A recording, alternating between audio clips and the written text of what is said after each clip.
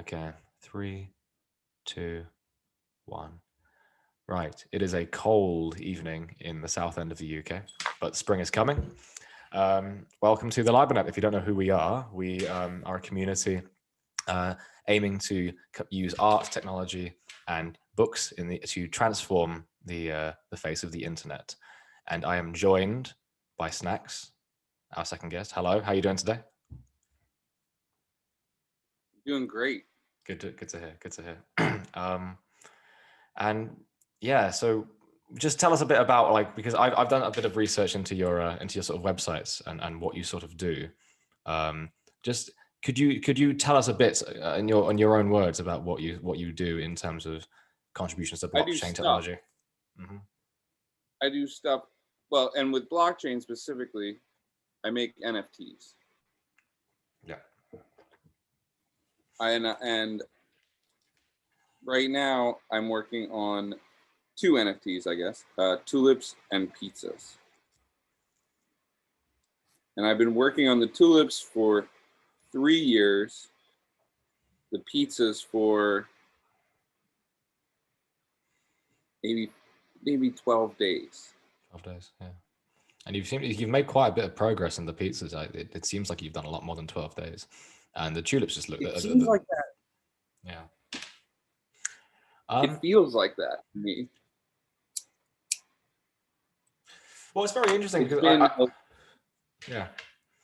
In regards to into what non-fungible tokens are, which are basically like sort of limited runs of digital art and digital just just tokens. I mean, that's what it is, non-fungible tokens, in the same way that sports cards have a limited run, and so that makes them more valuable. And now we have Kings of Leon that are releasing their album as an NFT, which is very interesting. And I've noticed yours as your sort of NFTs regarding tulips, and I'm not sure about pizzas, are very focused on virtual worlds and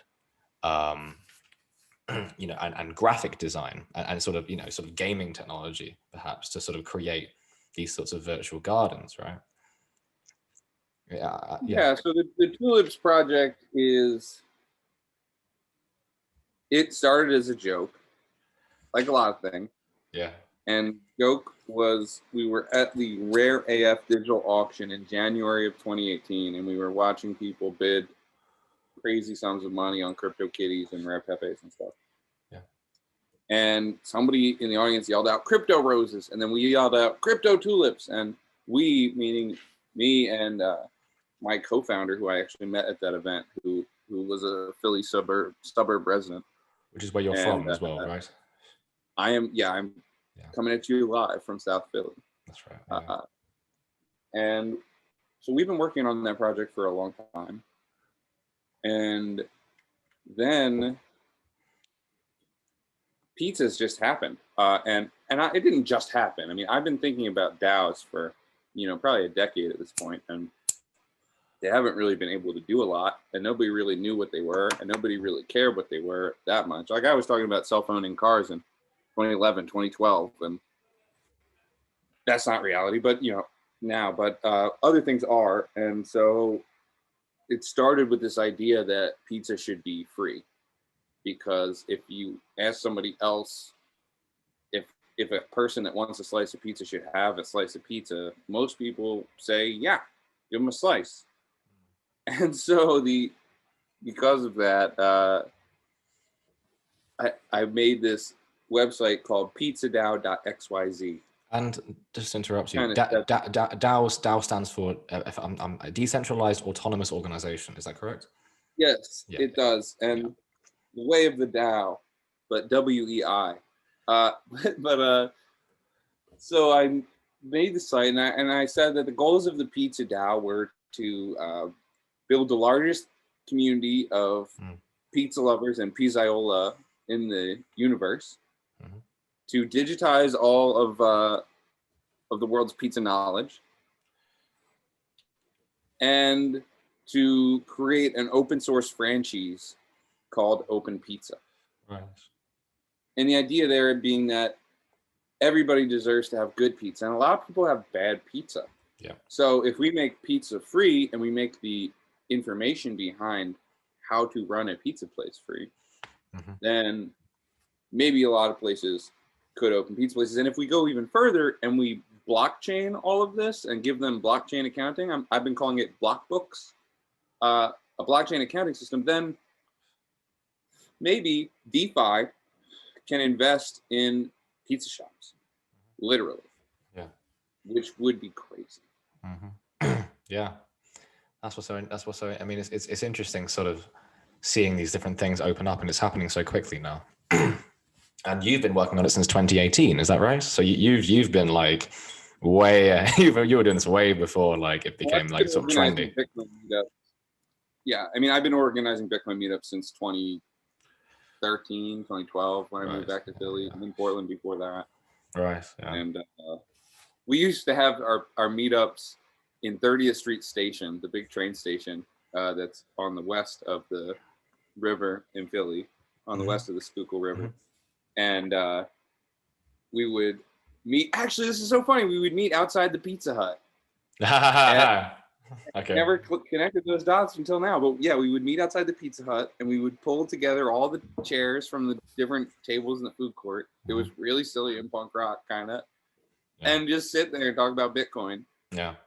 And admittedly, the blockchain developers group was way more exciting when I would go to there. It's because like Bitcoin, you know, like Bitcoin people, they're all right and they love Bitcoin, but Ethereum people are usually the dreamers. That's exactly the thing that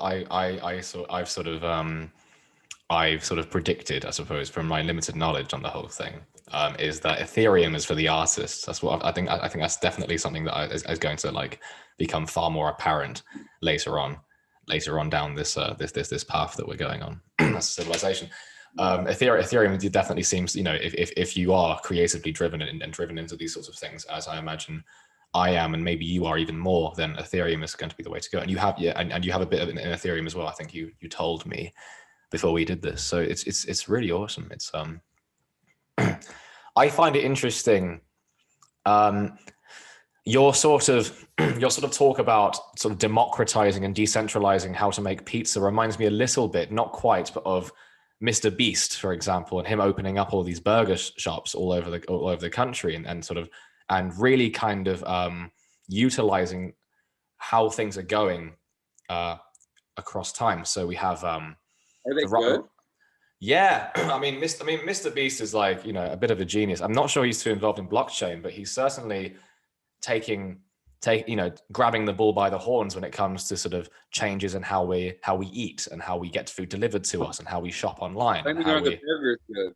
They're the burgers. Oh God, I mean, I don't know. I mean, I would have to try one, but I mean, I hope they are. I was curious if they were generally, you know, well received or not. Yeah.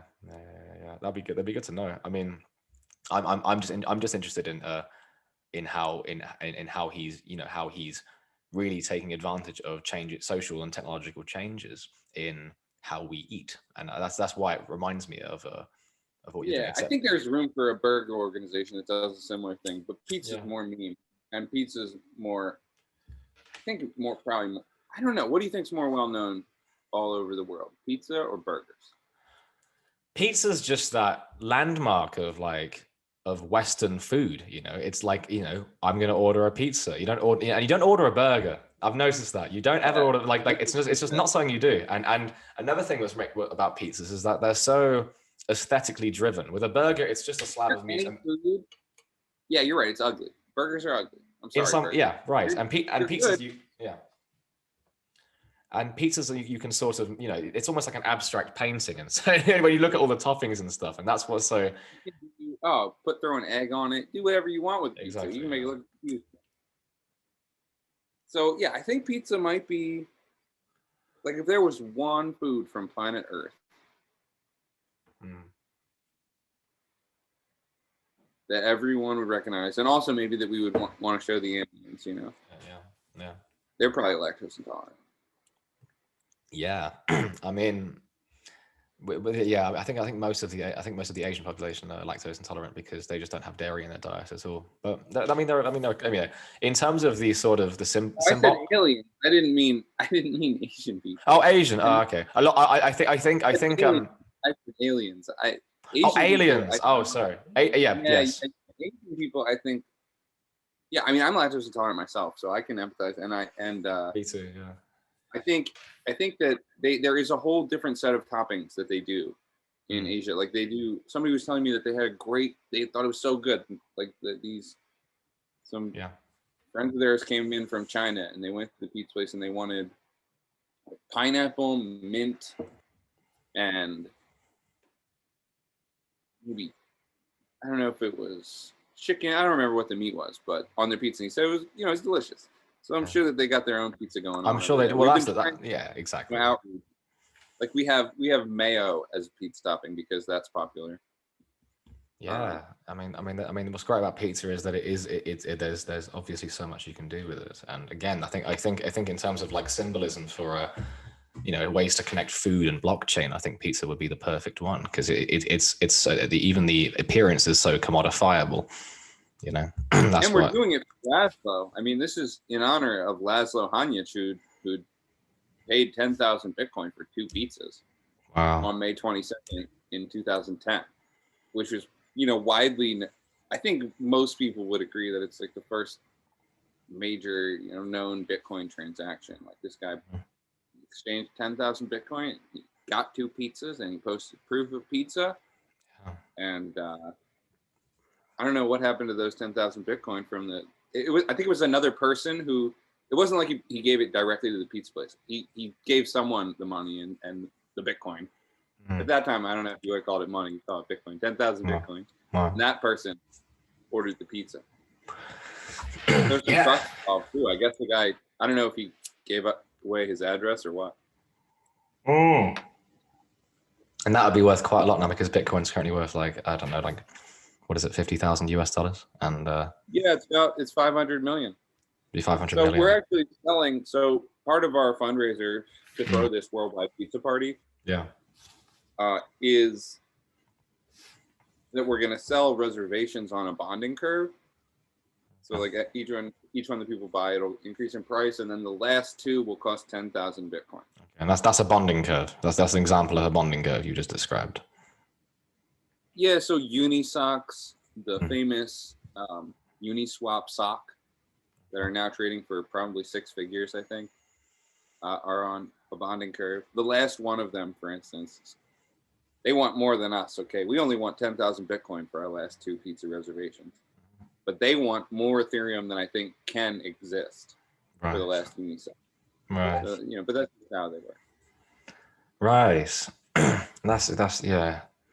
It is staggering. Yeah, it is staggering that like the how much it's changed since the transaction of someone spending 10,000 Bitcoin on 2 pizzas and like if that person held onto that money, it would be like that currency. You can buy the whole world pizza if we get that 10,000. Maybe that person still has that 10,000 Bitcoin. Maybe they will buy our 2 digital pizzas, and then we'll get to spend that money on real pizzas. That sounds yeah.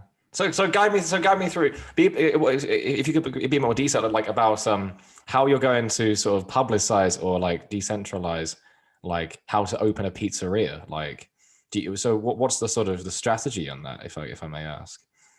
Okay, so I got to be fully transparent here and say that a DAO is just a state of mind, hope, a wish, and a prayer, and so that's what Pizza Dao is right now. And it's picked up some steam with this Rare Pizzas NFT project because I think and the idea of throwing this global pizza party. So I think that that's giving it more shape.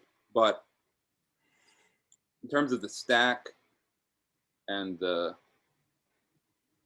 even the voters, the governance of this organization, I gotta say, I want to put it. I personally don't want.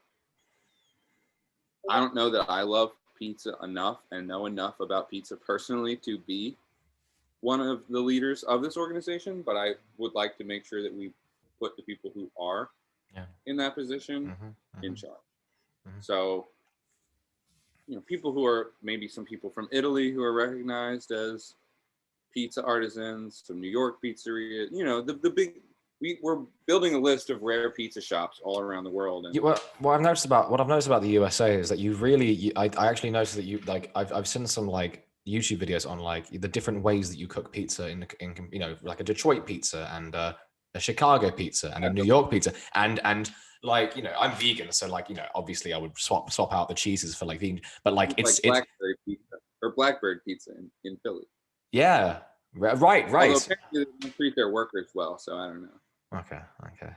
But I find it so interesting. That that you're so like it's such a craft. Like the way, you know, in England you don't get that at all. You get like just cheese thrown on sauce on really bad. You know, we you know, it'd be a miracle to find, you know, a good pizza delivery service in my county, let alone, you know, my town. So wow. So there is a real, yeah. I mean, and this is what I keep hearing, which is that there is a legitimate need for this open pizza franchise, which I didn't completely I didn't completely anticipate it, even though I think it's a nice idea, and I mean, but the idea isn't specific to pizza, even though I would credit pizza itself with the force of people behind it, because like no one is responsible for this more than pizza itself, that cheesy, you know, thing, or vegan cheesy or whatever it is, you know, that we consider to be pizza, which has become so popular and drives this force of humanity to be its hands and feet, as it were. So the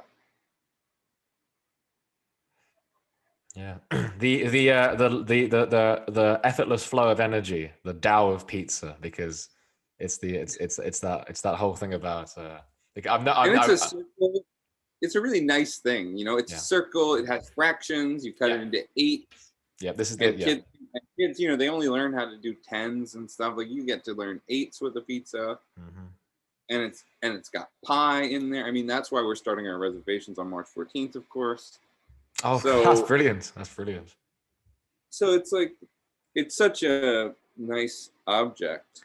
This is what I was sort of hinting at when I was saying that pizza is like, it has the aesthetic and symbolic appeal because of and you were really good to sort of point out, you know, the circle and all of this, which in the market of blockchain technology being driven so much by aesthetics and, you know, art and NFTs and stuff. Of course, you know more than me. Pizza is just a great.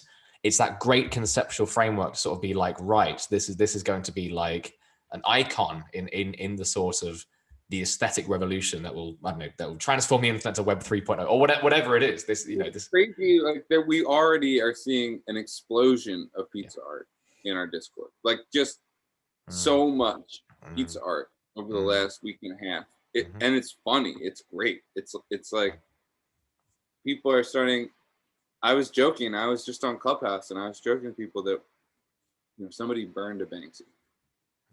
We're gonna burn a pizza. Banksy's a very interesting one. We had a Banksy piece in our town actually, and my town isn't very big. It's a pretty small town. Like, you wouldn't have heard of it.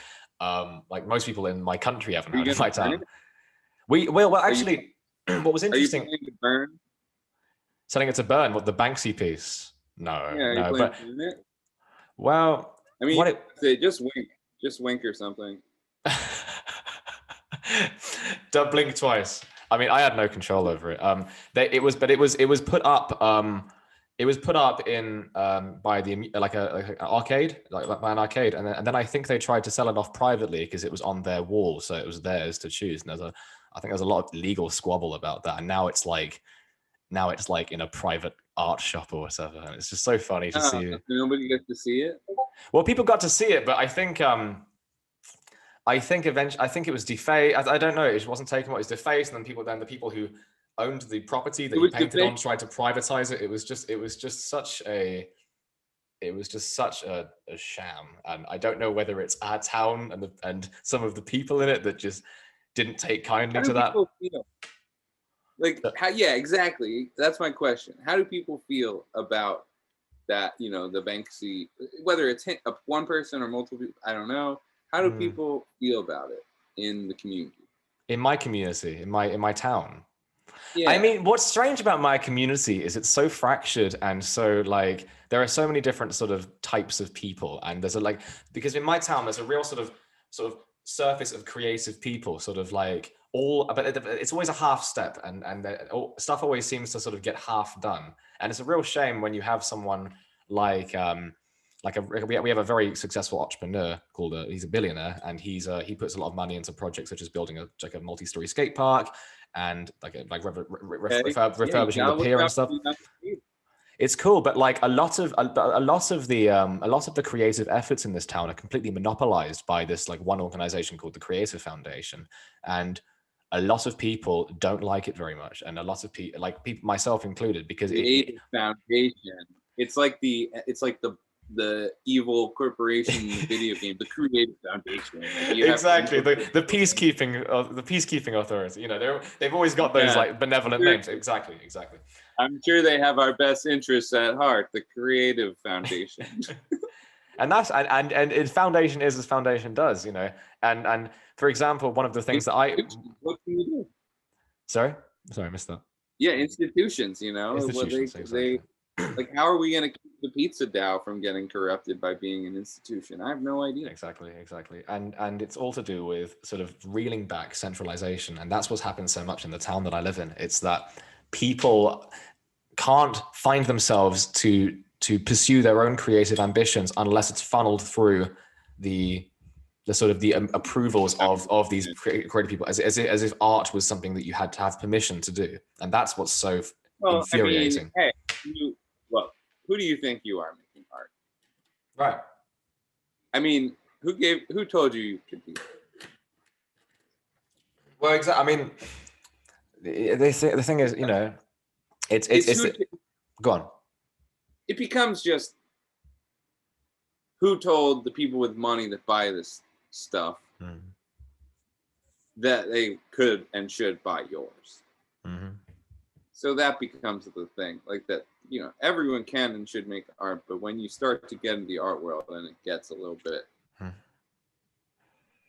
stabby. Yeah. Like that's what it's gatekeeping on relationships and money. Yep. Exactly. And I mean, this is a big sort of thing about, like, you know, what blockchain can do to sort of make us question these sorts of relations with sort of the gatekeepers of, I don't know, art success and all the rest of it. And this is the thing. This is the thing. And not just art.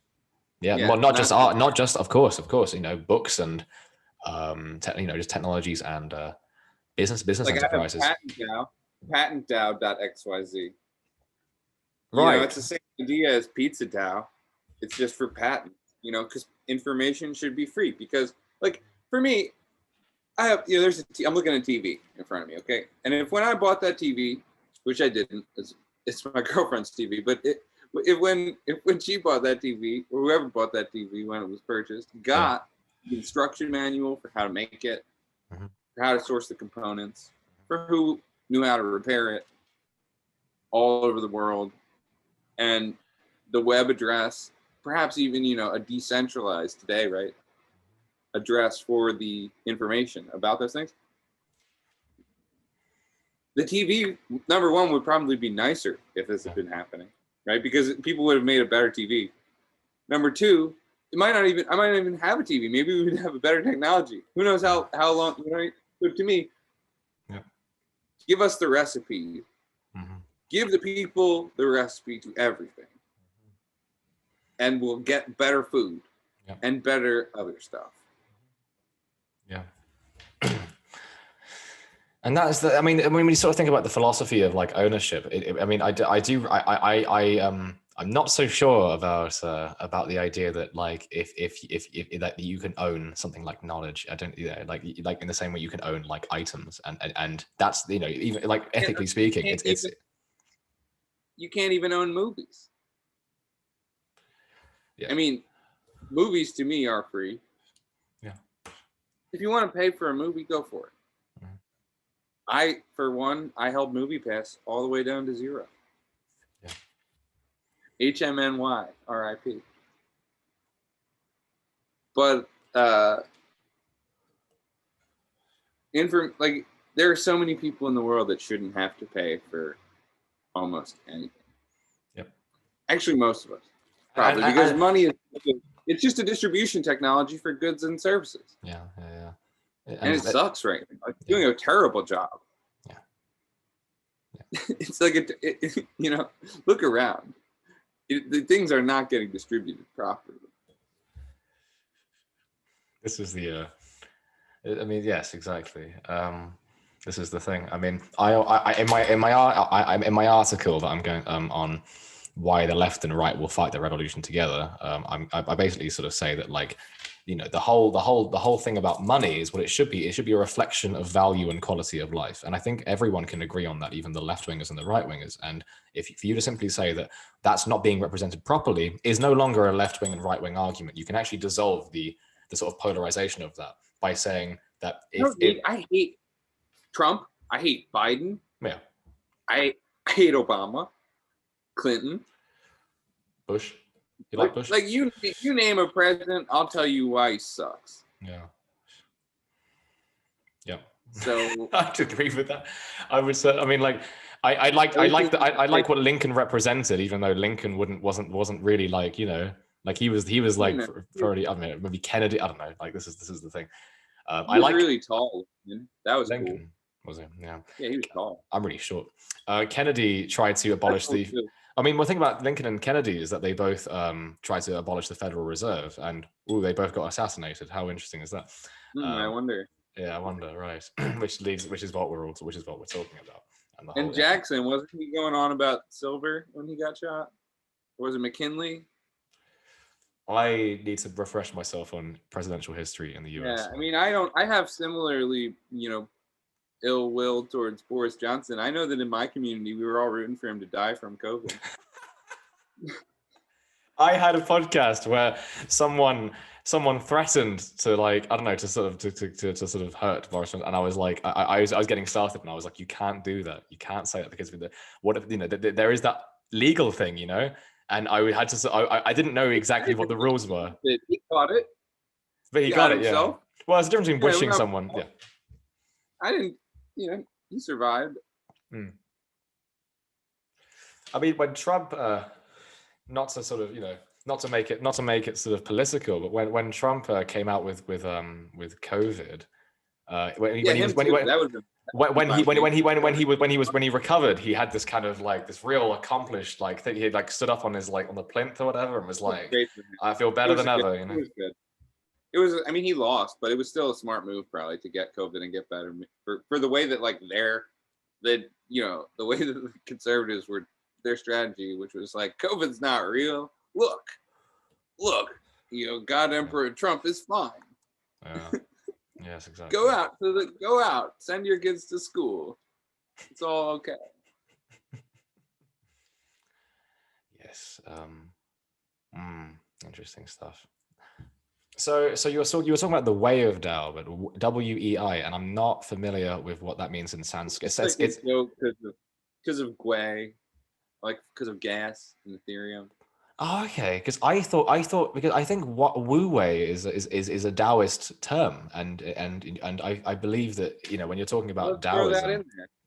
Let's throw that in there. I feel like the way of the Dao is, like, to me, Taoism is gonna come back pretty, if it isn't already and hasn't been, because when we talk about consciousness and artificial intelligence, and we get into these things, and we start to realize that we should be treating objects with a little more respect, which I think is sort of a Taoist frame of mind. Not all objects. I'm not above destroying some shit, but you know, like this idea that a rock is sort of conscious because it records reality just like we do. It just doesn't do as much. It can still do some stuff. I was having this conversation last night about like, consciousness not being an on or off switch. It's like it's just a feature of matter, and anything that has the ability to be conscious will be conscious by default. And that's something. Emergence. Like, is pizza Yeah. emergent? Yeah. Maybe it is. I don't know. How did it happen? Did it happen more than once? I don't actually know the origin story of pizza. I should probably learn that. Yeah, I mean, you're going to be the history of pizza. I mean, if this,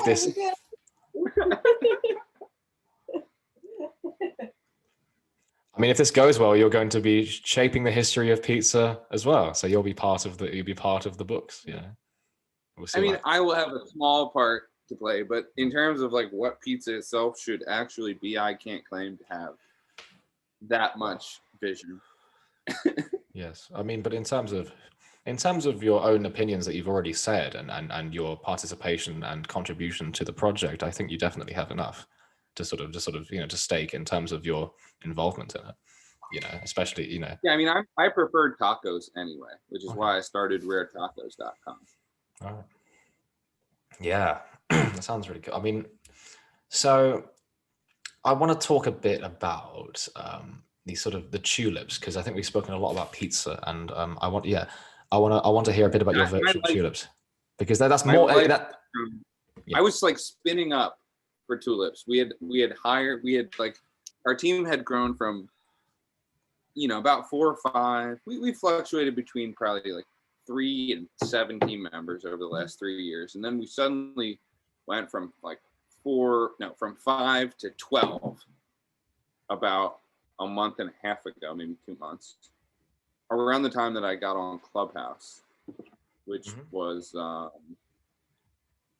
did I get on Clubhouse? Like just before I got on Clubhouse, on January 20th, I got on Clubhouse. So it's March 7th. Yeah. So yeah, I had my times almost right. It's hard to know if you got them, but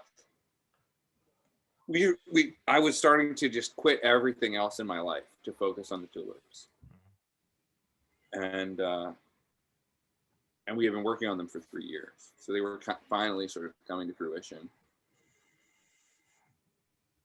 And then I got a little frustrated with my team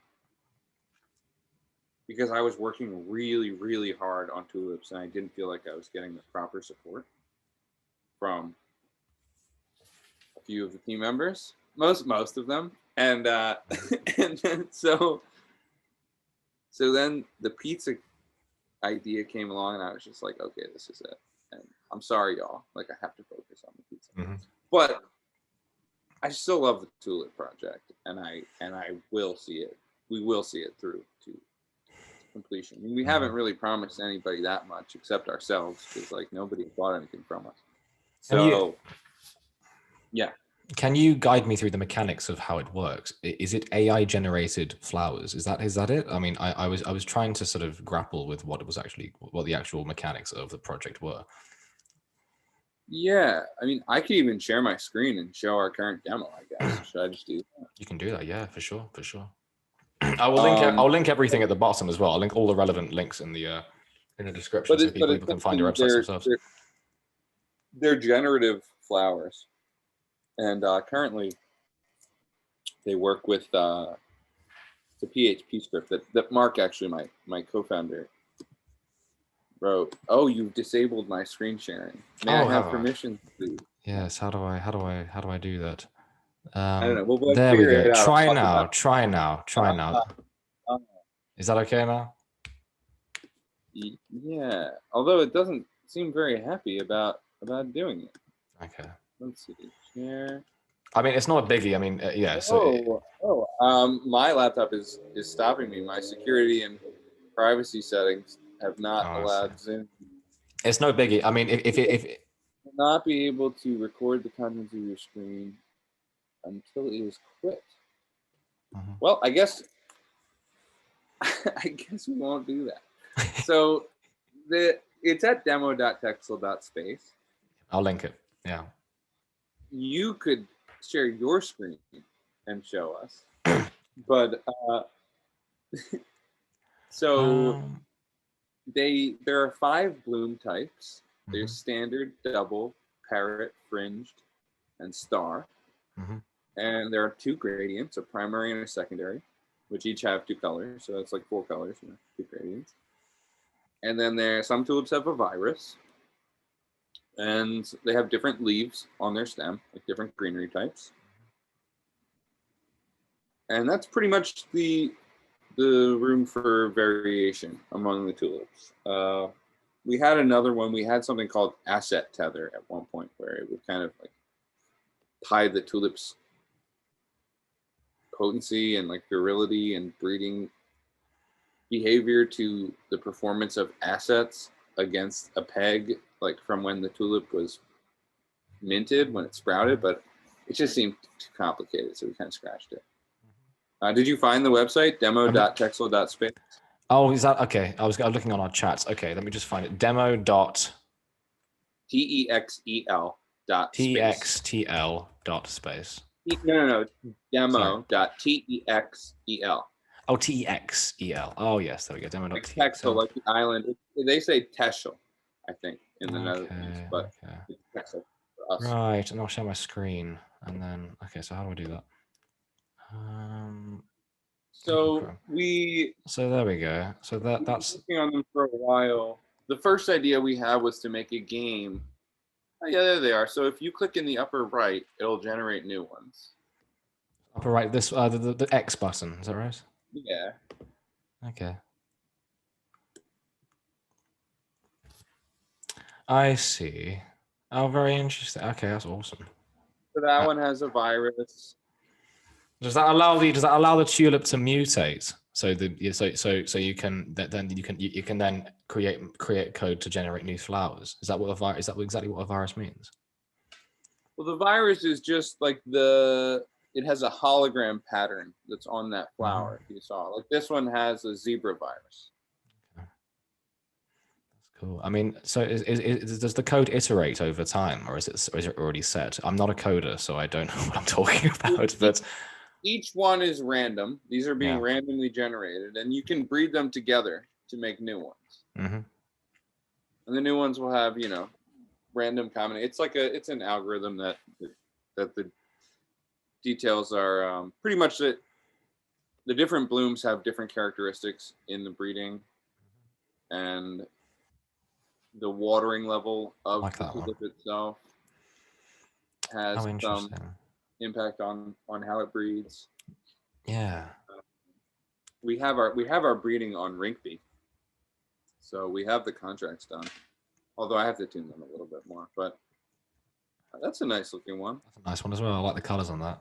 I should have saved it before I click refresh. But none of these exist, and they're all new, aren't they? They're all being generated right now. Yeah, and they don't exist, and we. Oh, that one's great. I love that one. Cool. Yeah, great. None of them exist yet because we haven't minted any. So we have this plan for how to distribute them, which I think is kind of fun. It's called the Great Tulip Hunt. Okay. And and in the Great Tulip Hunt, people stake their NFTs, their parcels of land in the metaverse, and their sentient and non-sentient NFTs and their generative art to our website. We're actually just calling it proof of ownership. So you just have to come to our website, sign. We don't need anyone to pay gas fees, and join the Great Tulip Hunt. Right. And as people find tulips all throughout the metaverse, they'll populate, and we'll reward all our searchers with guilders, our token of the realm. But the thing about the search is that we need the help of all sorts of NFTs, and it's hard to predict what might be needed in the search. So at certain times we might stop finding tulips without the help of a certain community. Maybe, oh no, like we don't have enough weapons because we've entered a dangerous part of the metaverse where we're looking for tulips, so we need the Neon District folks to bring more of their weapons over and prove ownership on our website so that everybody can continue to find tulips.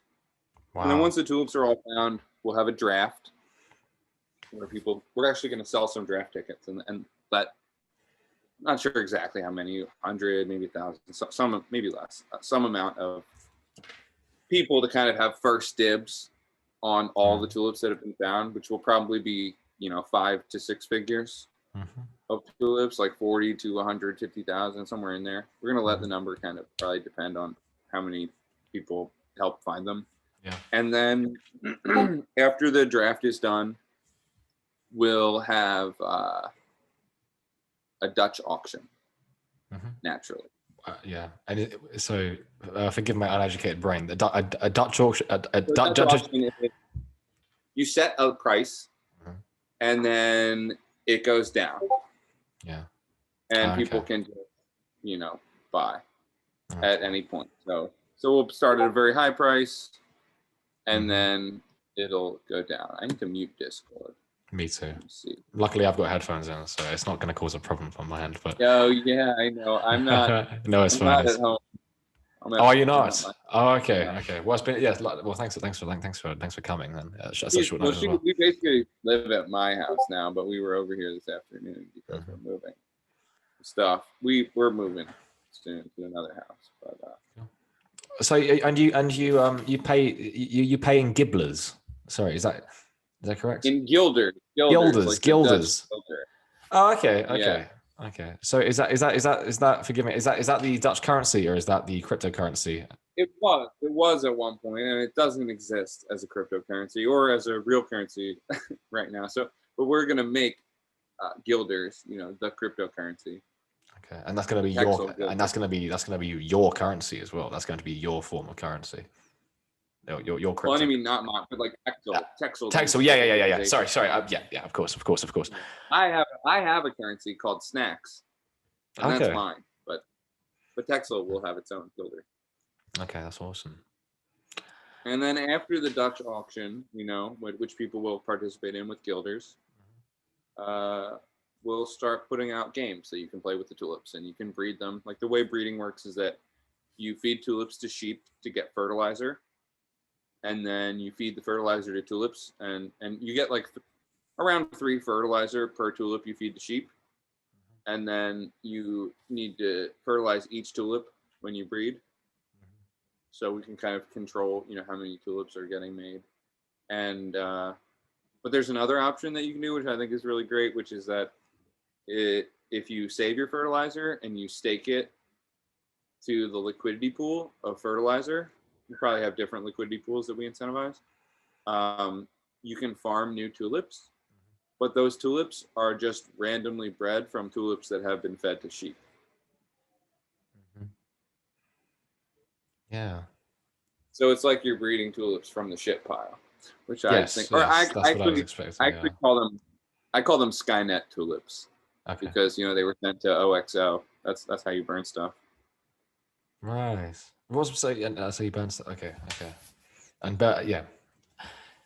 Interesting. That's very interesting. I mean, it's like it's like a game with like real life application. That's kind of the way. I mean, that's how a lot of this sort of stuff is actually going. It's like sort of The pizza project has made me really think that the tulip project has to be a lot more focused on real world tulips. I always wanted us to, in some material way, increase the amount of tulips in the world, like directly with our project, like make sure that we were investing in florists and flowers or in some meaningful way. But now that I'm doing the pizza project and realizing how much people like pizza, I think people like tulips and flowers also. And so it's making me want to work even harder to make sure that the tulips project does more for the flower. Yeah. And why tulips? Are they a flower? Are they just like the preferred flower? Like why not roses or sunflowers? Well, tulips, I mean, have quite a history. One of my favorite books is called The Botany of Desire by Michael Pollan, more famously known for The Omnivore's Dilemma, or Omnivore's Dilemma. And it's a book that looks at the relationship between plants and humans from the plant's perspective. And so it covers apples, like apple cider, and a lot of things about that and how they spread across the United States. And it covers potatoes, a lot about Ireland and about the history of potatoes kind of. And it covers marijuana, all the history of where it came from, and how it has been bred, and tulips. And specifically, it talks about the tulip bubble in the Netherlands, which is sort of the joke that the Tulip Project sprung out of. Right. So that's why tulips. Right. Great answer. Yeah, it's proper interesting. I mean, plus there's a rich lore. I mean, there's a rich lore of tulips, and Dutch culture is very rich. It's a seafaring people, and I really like pirates. And I don't really believe in intellectual property, so that makes sense. Like those two go very well together. yeah. Like I have a t-shirt company called Pirate Printing Company, which I started in, I think I think it was 2014. I launched it because it was the first time that you could like easily accept Bitcoin with an online store. I was accepting using BitPay on Shopify, and I was selling Pirate Bay shirts and Silk Road shirts and Snowden and Bitcoin and a bunch of silly stuff. And so the pirate, and the reason I actually did that was, I wanted to accept Bitcoin because I thought that was fun, and I wanted to make an open source t-shirt business. So it's really the same idea behind pizza, but for t-shirts, because I figured that just like pizza, t-shirt printing is pretty much a commodity. Nobody's hiding the DAO of t-shirt printing. Yeah. It's just not. It's like, okay, yeah, this is how you this is how you burn one. This is how you put the paint on. Can you describe to the audience exactly what burning is and minting as well? Because minting has to do with NFTs. So I am talking about burning a silk screen, which is a very physical process. This is not an NFT. No. I'm just talking about t-shirt printing. So when you burn a silk screen, that you put some chemicals on it, and then you have to light it up for a while, and then let it set, and then that's how you make your silk screens, which you then use to squeegee the paint across the t-shirt. The t-shirt. And so that's like not a secret. We can get into burning. Like the idea of burning a token is just sending it to the null address, which is 0x0000. I guess you could send it to another address if you wanted, but who knows if it would stay burnt. Maybe if you knew it was a dead address. It'd be funny if people started to be like, you know what, we can't send any more tokens to OXO. It's too rich. We have to pick another burn address now. Yeah, okay. And what's the difference between that and minting? Because or burning and minting in an NFT. Burning and minting, it's creation and destruction. It's very, minting is creating a token, and burning is sending a token to a place that it can't be sent again. Okay, that makes a lot of sense. Okay, like a bit like upload download, something like that. Like you send not like upload download. Oh, okay. Because when you burn a token, it means you send it to the null address. Like Ethereum addresses, like they start with 0x and then they have a bunch of characters. Yeah. When I say OXO, I literally mean 0x000000 all the way to the end. Okay. And no one controls that address, right? It's just the dead address. So that's how you burn stuff. Like you can look at the contents of that address on OpenSea. It's kind of amusing. You can look at all the Skynet NFTs. Right. That is interesting. I mean, like with sort of my interest, but lack of education on sort of the mechanics of NFTs. That you can burn currency too. It's not just NFTs. I mean, like in terms of in crypto, right? You can send anything to the null address. Yeah. Yeah. Right. Okay. Yeah. Fair enough. Let's have a look, because so there's one more. And how it's a commodity, and how the secrets. I wanted to start this company because the secret of how to run a business, a t-shirt business, shouldn't be no secret, and it kind of is no secret. But it's not well organized, and it's not that my little business was going to do that, but I just wanted to make sure that my margins were public, the designs were free to download. Like if you want to print one of the Pirate Printing Company shirts in your town and, you know, avoid having us stupidly ship something across the Atlantic, by all means. Yeah. Right? Like I don't care. Yeah. I hate shipping shirts. It's a pain in the ass for me. I'd prefer if you printed it yourself. I just wanted you to wear the shirt. I don't need. You know what? Save me the time and energy. Print it yourself. Like it takes me months to ship out shirts at this point. Like luckily I was selling. I lose $30 a month to Shopify and don't sell that many shirts. But I did sell a bunch of shirts for $20 in Bitcoin when the business started. So it turns out that was a pretty good move because each shirt today costs like 4,000 or more. Who knows? Yes. Yeah. Right. I mean, yeah. It's always that thing about like, you know, it's always good to start investing like now. You know, like if you're worried about if you're worried about like the opportune moment to do it, because I was having a little bit of a sort of a debate with myself about like, oh, I want to do Nexo because Nexo has a higher interest rate, blah blah blah, and it was just taking so long, and I was like, no, I'm just going to put money in now, and it might be a little bit of a fee, but like I'd rather just like throw myself into it head first and just force myself to learn more and all the rest of it. The options with cryptocurrency investing, in my opinion, there are 4 options. Dump it, which is what you do when things start to go south. The community doesn't seem to be real. The development starts to not seem real, or you get some information that tells you that the project is fake or rug pulling. So, and in that case, get out.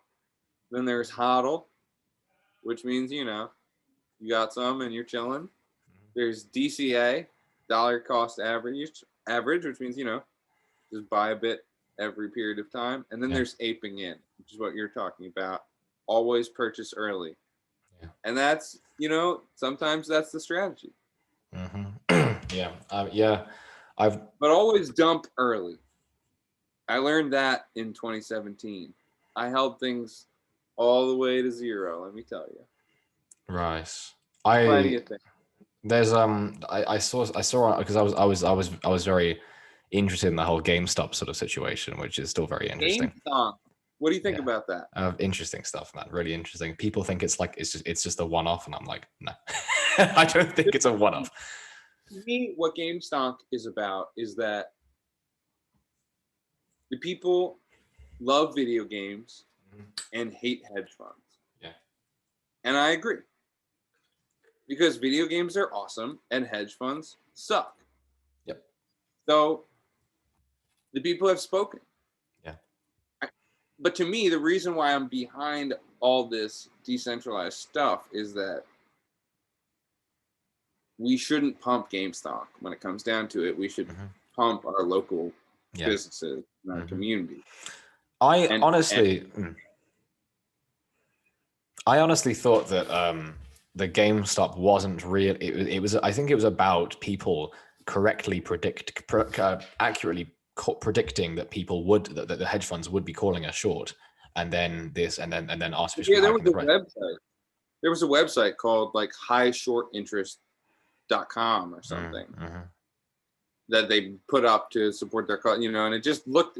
It's public info, you know. You can just look at who has positions and stuff. And so yeah, I think it was a calculated bet, but the reason that it was a meme is because video games are cool and hedge funds aren't. Yeah. And that's it. I mean, it's not, you know, our pitch begins and ends for Rare Pizzas in the Pizza Dao. It begins and ends at what? Pizza. You say pizza and people are in. Like I meet people on Clubhouse. I start this room. It's called The Room About Nothing. And I start it. And they just funnel newbies from all over the planet in there because I think they figured out that I'm very nice to them and I always follow them and give them moderators. And so usually the room quickly devolves into just a gobbledygook of languages. But you know what cuts through the noise is pizza. I just start saying I love pizza in every language in the room, and people can get behind that generally. So it's just like it's a funny thing that these, you know, that memes have such power, right? And, you know, pizza does that itself, and similarly, video games versus hedge funds. Yeah. is a very strong, it's a very compelling battle, and it's very clear whose side to take. Yes. Yes, absolutely. At least to me. Yeah. And my friends. I remember, You know, I had a reason for bring up GameStop. That's all very interesting. Yeah. Well, it's like we can own shares of our coffee shop. Like when I buy coffee, I don't want a lot, but to me, why would I want to own GameStop that much when I could just invest in the places in my community? There are so many places that I love that have closed over the years that didn't have to. And that people in the community, if they had had the opportunity to stop that by investing in a, you know, in a sort of pre-built, easy to digest way, you know, maybe we could have avoided, you know, maybe my friend's art shop would still be open. Maybe that awesome restaurant would still be open, you know? Yeah. And I'm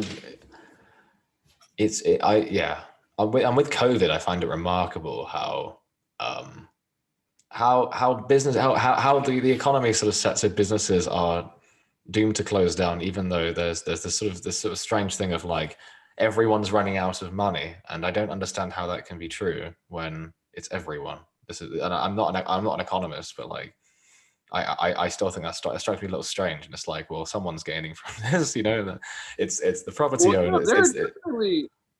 Oh man, of course, there are definitely certain industries that this like has been a boon to. It's not like, look at Zoom, which we're having this meeting on. I mean, they did great. Or I mean, who else was well positioned? Probably I thought about this. I was thinking about how to invest. I was like, you know, who's really benefiting? I was looking at home appliances, and I was thinking about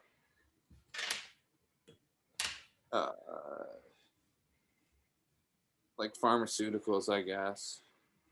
Yeah. Soap companies. Probably cars benefited from COVID quite a lot, I would bet. I mean, think about that, but I don't really support cars, you know. So I own Shimano stock because I like bikes. Okay. When I mean sort of that every business are failing, it's usually because they can't pay rent, and I find but who? Yeah, and it's just a bank that's holding that mortgage. Exactly, and that's what I meant. Exactly. That's what makes it so infuriating. It makes it so infuriating. You're destroying communities and neighborhoods and livelihoods and towns and cities. And it doesn't have to be that way at all. Who on earth is benefiting from this? But like wealthy. Yeah, like this. Well, it's because high net worth people make money by reshuffling the deck. Yeah. I mean, it sort of plays out in some of those like series. Like, I think they play ball with normal people's lives, like in Billions, if you've ever seen that show. Like they're like investing in this small town, but then it becomes just a pissing contest between two rich guys, and so they just sort of grind the town between the gears for not much reason, and liquidate a bunch of assets that are worth way more to the people there than to these, you know, assholes in suits in Connecticut or whatever. Yeah, on Wall Street. Yeah, that's the thing. And that's what makes it makes it's bloody infuriating. And I think in terms of pragmatic solutions, I think blockchain is a pretty good nomination for. Well, it's just because money. I mean, I kind of like what's cool. I don't know. People complain about the distribution of Bitcoin, and I kind of get it because, right? It's similarly, you know, not. I mean, I'm not happy with how they're distributing the money that they're printing today. I think they're printing a lot of money all over the world, but you know, they're giving it to like corporations and banks. And I just don't. I don't know if it's because they're just really not very clever or creative in ways like if they really actually believe that these entities are the best solution for distributing this. Like you can make an argument about that, but to me, it just doesn't make sense. It doesn't really cut because they figured out how to give everybody a check already. Yeah. So why so cut out the middleman Yep. I mean, it's such a lousy argument, isn't it? Like, oh, we'll give it to the banks. They know what to, like. Come on, man. Like, come on. Like, I think that's such a I think that's such a. I don't know much, but I think it's such a lousy disguise to sort of say, well, we're with the banks, we're not with the people, because the banks make us money, and we give the banks power. So I wish I didn't think about it as simply as that. Which isn't even true. Like, they don't. The people give everything power. That's all there is people. Yes. So these banks, they're just supposed to help put the money where it needs to go, but they don't do a great job. And our housing market is all sorts of messed up, at least in the United States. I'm sure it's not great. It's not great here, over on that island in the South, that you call home. I mean, I can't imagine that the island is doing great because it's an island. Not much land here. 66, 70 million people on this little island. Got a bit of a cap there, yeah, on what you can do. So, so our housing market is messed up, and our job market is messed up. Wages haven't kept up with expenses. Yeah. And nobody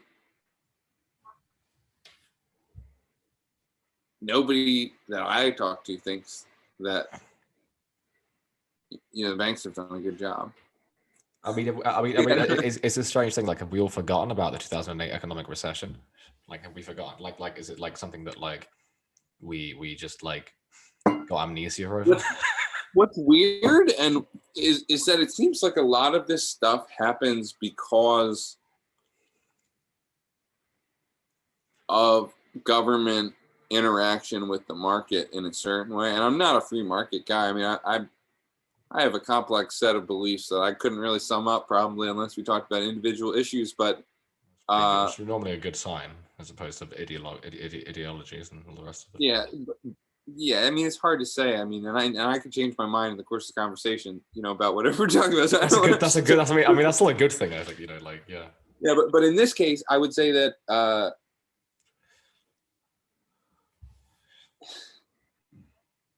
I've forgotten that. See, it doesn't even matter. Well, the thing about free market, I mean, the thing about the difference between, like, I don't know, for example, the economic right and the economic left is that they both believe. Oh, I got it. Go on. I got it. You got it.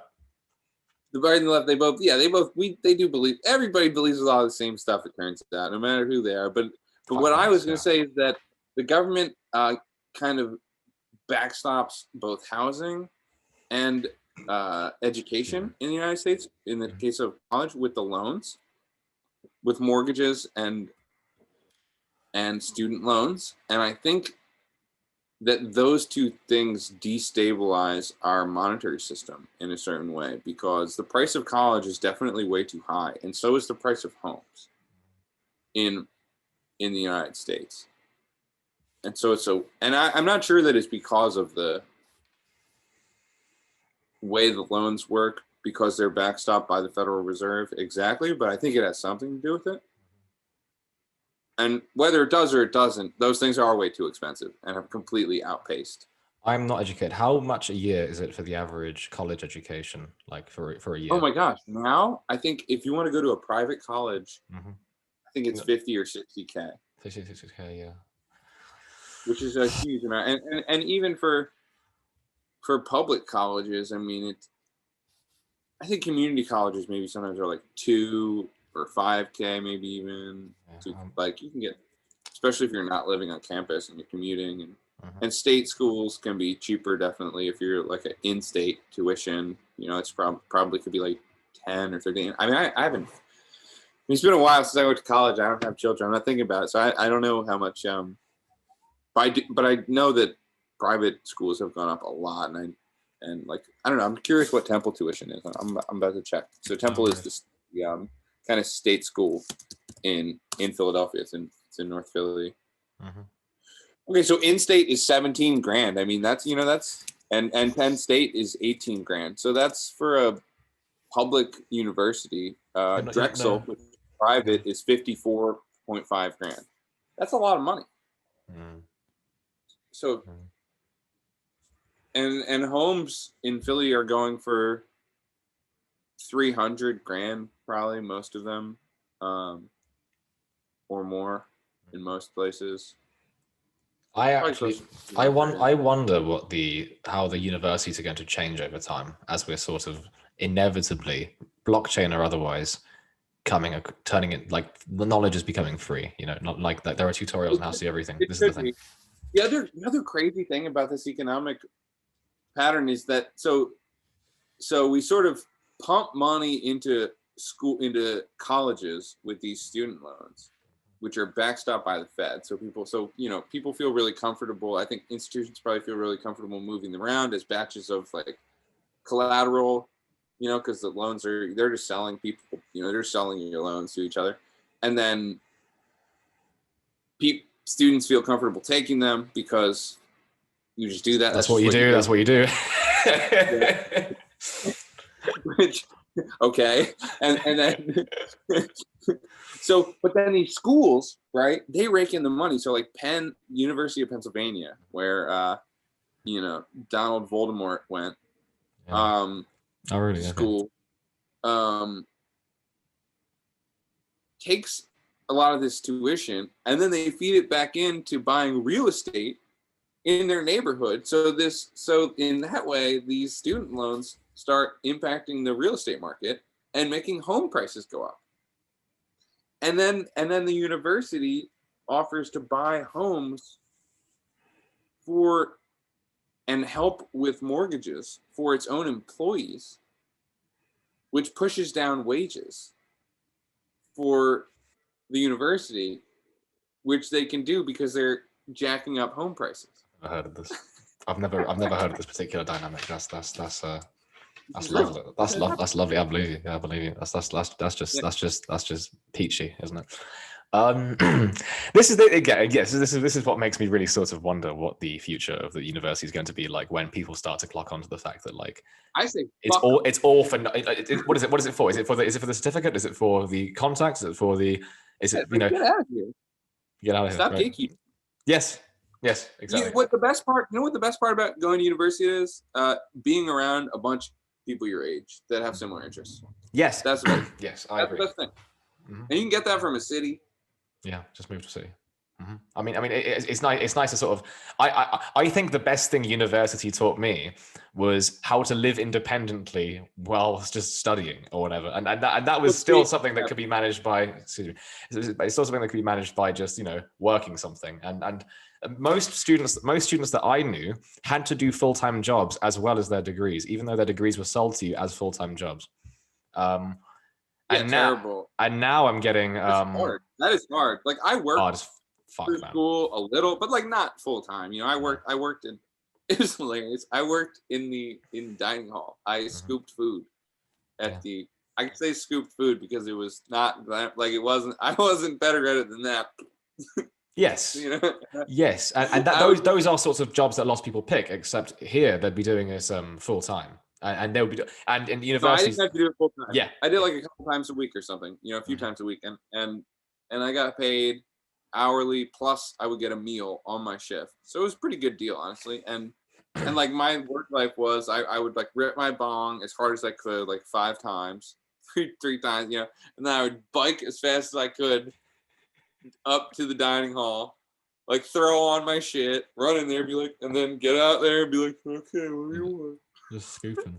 And then my lunch break would come, and I'd pile my tray up as high as I could with food, and then I would put it all on the scrounge after I didn't finish most of it. And the scrounge was this high table right before dish return at my college, where if you didn't have a meal plan, you could just eat what people didn't finish.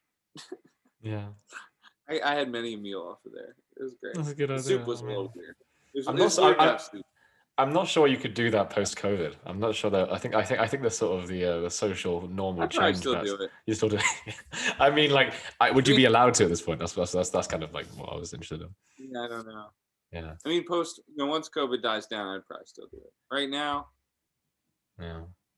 Well, I mean, I'm also eating. I'm doing okay, so I don't need it. But if as advice to students, maybe this is what we're talking about. Like, Yeah. advice, make, if you haven't got a meal plan, Yes. even If post-COVID. if you're not going to eat that, let me have it. Yeah. Tough advice. Yeah. I find it going back. I find it so interesting.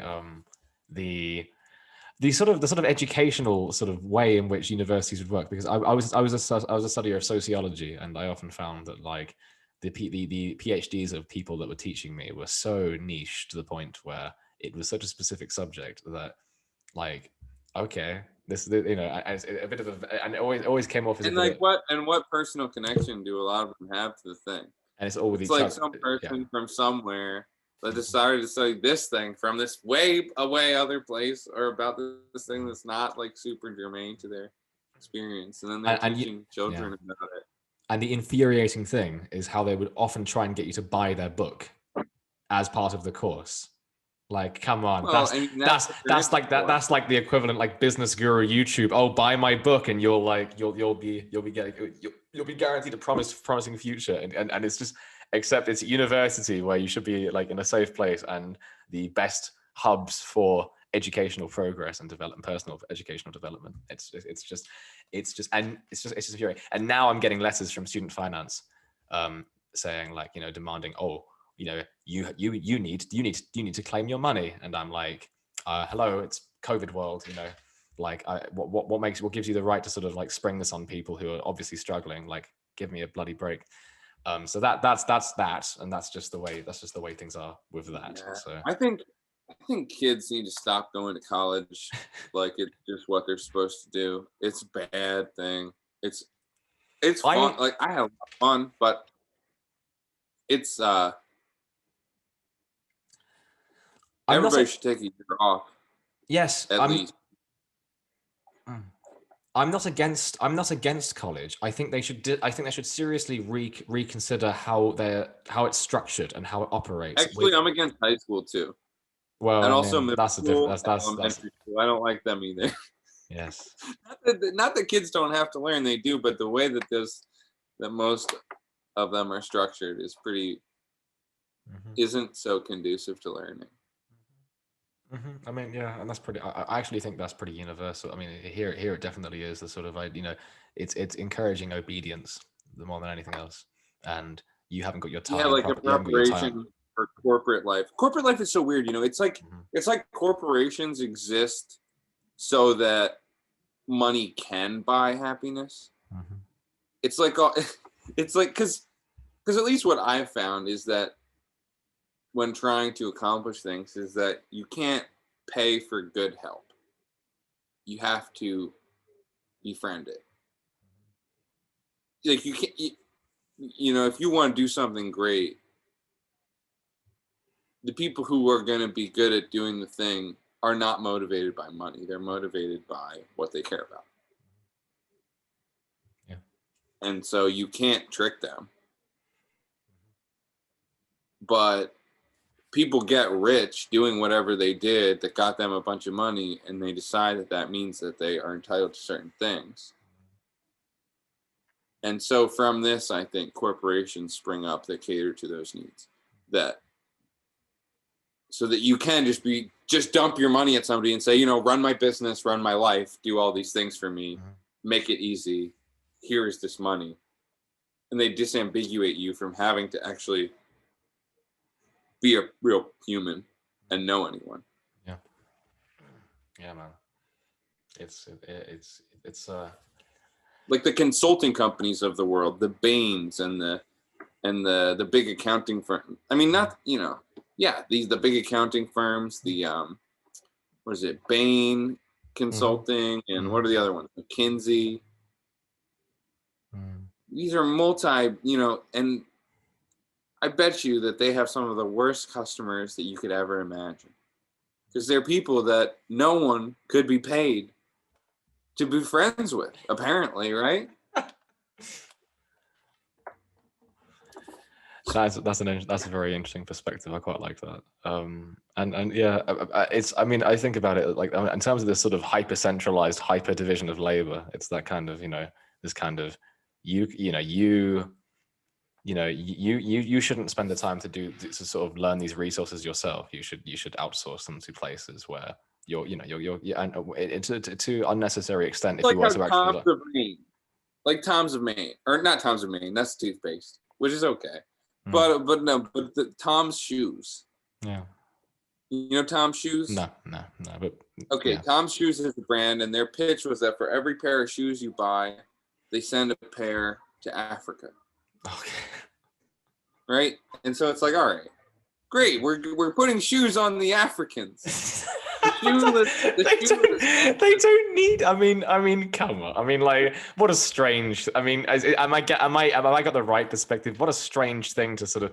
Oh, that's what the Africans need. They need branded trainers. Have shoes, as if they don't already have shoes. Number one, probably a lot, most of I mean, so it's kind of racist on its face in a certain sense, but then also, at least in the current climate, I don't think it was perceived that way at all when it came out. It was trendy and people wore Toms and they sent their shoe, but then think about it, and they undermine the shoe manufacturing industry in Africa. Oh God, yeah. Cool. So were they being made in Africa? I don't think they were. I think that probably they got held to the fire, and perhaps today they are, but I hope that they are. I'm not going to say they are. I'm actually going to find out. I mean, if they were made in Africa, that would be such irony, to the point where it was just. Bitter. Well, no, I mean, if they were made in Africa, I'd be down with it. Actually, it would be way cooler. But I don't think they were. Okay. No, see, China, Argentina, and Kenya. Mm-hmm. So they started making them in Kenya. I wonder how recently they did. The plot thickens. It'd be funny if I just got proven wrong and they were producing them in Kenya from the beginning. Wow, guess who acquired 50% of Tom's on August 20th, 2014? Our old friends Bain Capital. Oh, really? Yeah, how about that? The ones you just mentioned. Yeah.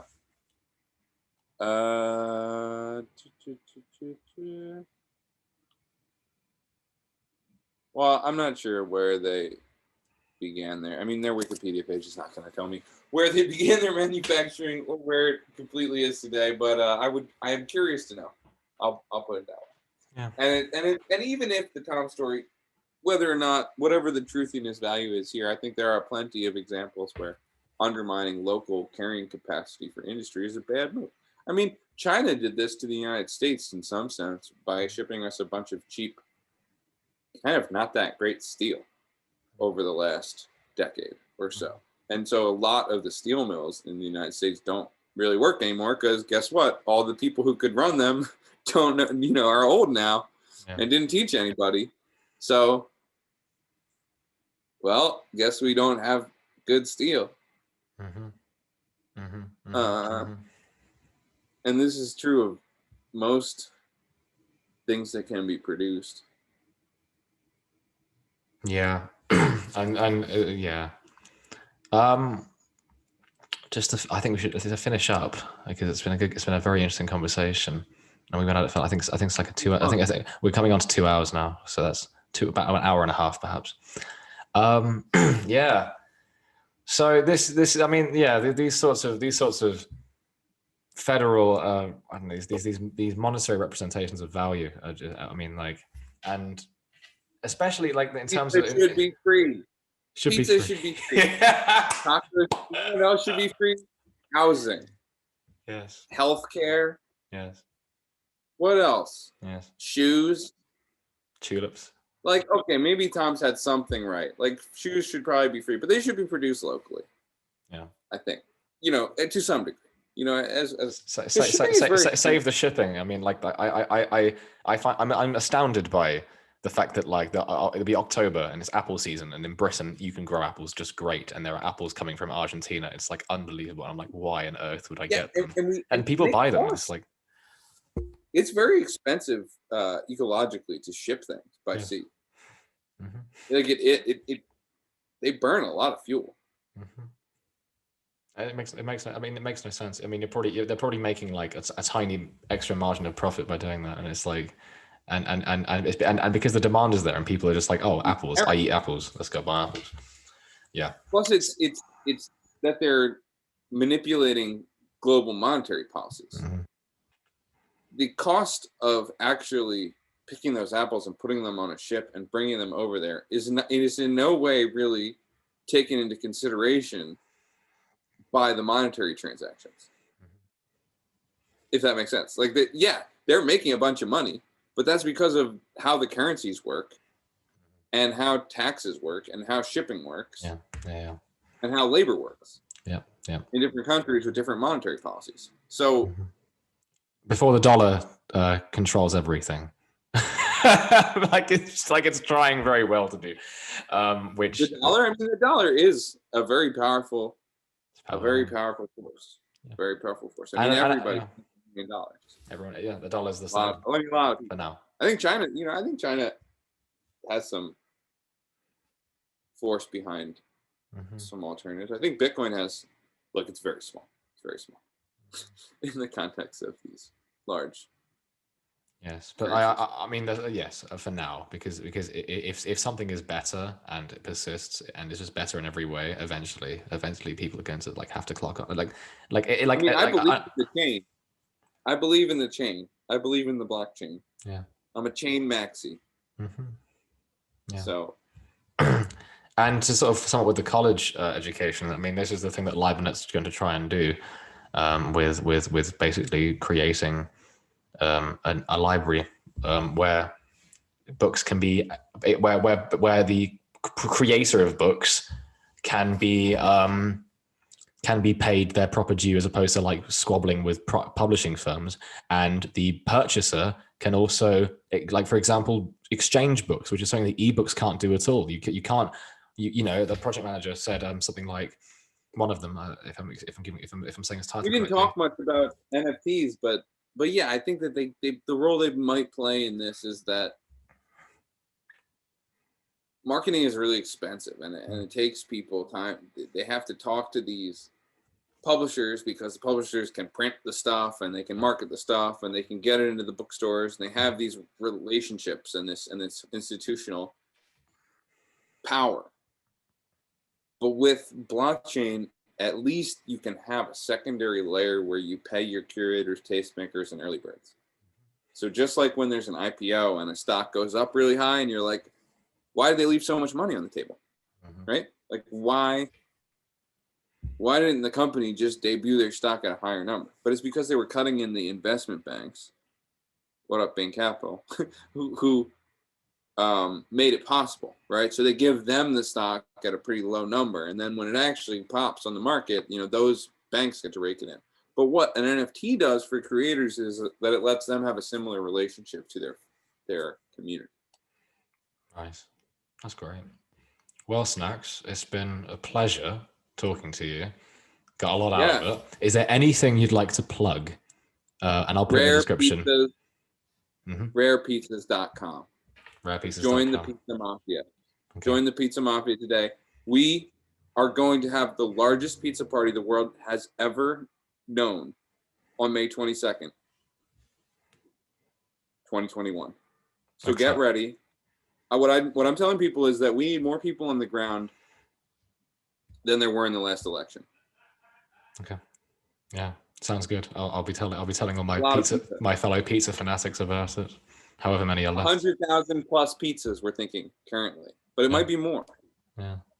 Wow. That's how many we're going to buy. So that's a big pizza party, I think. Sounds great. SNAX'S, it's been great. And stay on the line for a bit. And yeah, it's been wonderful. Thanks very much. And thanks for everyone for watching. We'll see you next week. Stay true to yourself. See you later.